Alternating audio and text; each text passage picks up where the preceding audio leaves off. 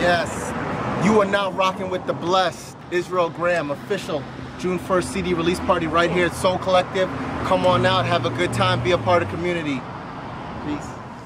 Hi guys, I'm Yvonne Santy with Soul Collective, speaking with Izreal Graham, who is here to speak a little bit more about his album release, which is his 5th and final one. And we're going to elaborate on that. This last album is called Hello and Goodbye.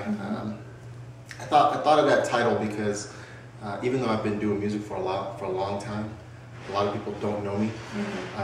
One, because I've come from kind of a faith-based genre, but then now I'm more in the if you want to call it kind of secular hip hop realm. So as I transitioned over the last 2 years from one to the other, there's a lot of people that they don't know me. So for them, for a lot of the underground heads in Sacramento, they don't know me as an artist. Gotcha. They know me as a face in the crowd because I've been coming to shows for 15 years religiously.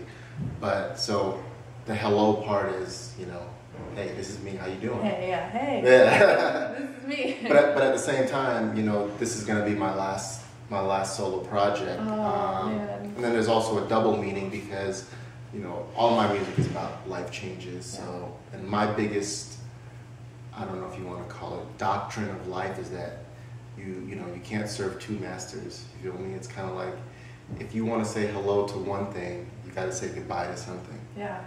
It's like you got to let go to gain. So that's where the title of the album comes from.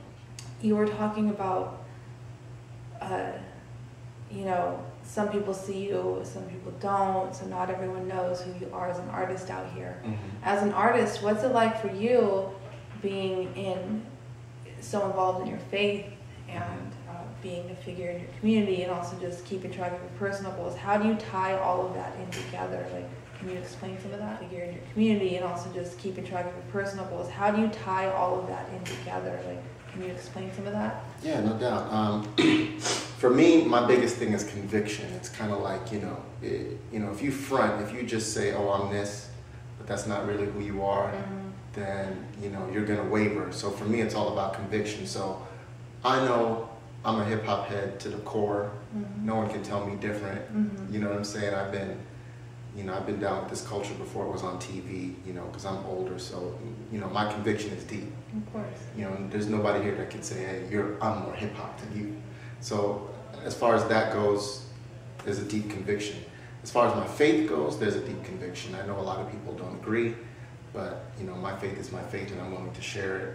I'm willing to take the criticisms, whatever, because there are a lot of people that profess Christianity that are just idiots, and they say and they do stupid things. So, so a lot of times, as soon as I, express that, that's the viewpoint that I get. But I have a very personal relationship with God, and I believe He's a God of mercy and grace, and so that's what I try to portray. So.